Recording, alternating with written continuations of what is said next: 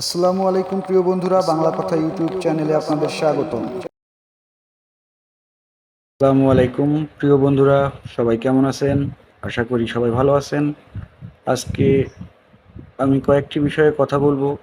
তার মধ্যে অন্যতম, গত কয়েকদিন বা এই পরিবর্তিত সরকার পরিস্থিতিতে ডক্টর মোহাম্মদ ইউনূসের সরকারের শুরু থেকে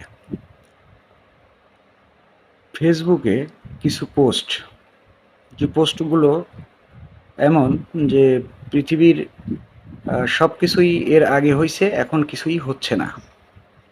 এখন সব কিছুতেই খুব খারাপ হচ্ছে। এটা বর্তমান সরকারের এক ধরনের বড় ধরনের ব্যর্থতা।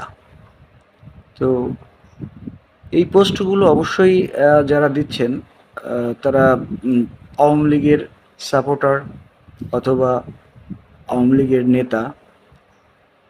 বিশেষ করে যে নন গভর্নমেন্টের যে নেতাগুলো, যারা গভর্নমেন্টের মজাটাই নিছে, তারা।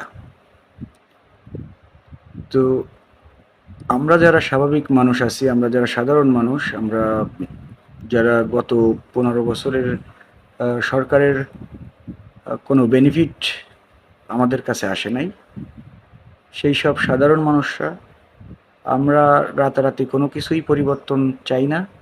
আর একটা বিষয় হচ্ছে আনওয়ান্টেড জিনিস, যেটা আমি কখনো প্রত্যাশা করি নাই বা আমরা কখনোই প্রত্যাশা করিনি এদেশে এইভাবে সরকার পরিবর্তন হবে।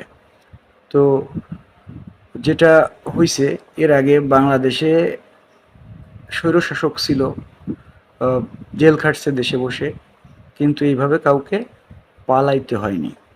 তো এটা অবশ্যই পরিস্থিতির প্রয়োজনে তৎকালীন প্রধানমন্ত্রী হয়তো এই সিদ্ধান্ত নিতে বাধ্য হয়েছেন। এতে যে তার দেশপ্রেমের অনেক ঘাটতি, তাও আমি বলবো না। তবে তার আশেপাশে ভালো কোনো পরামর্শক অথবা তার শুভাকাঙ্ক্ষী ছিল না। সবাই তাকে ব্যবহার করছে এবং ব্যবহার শেষে যার যার স্বার্থ আখের গুছিয়ে যে যার মতো চলে গেছে। দেখুন,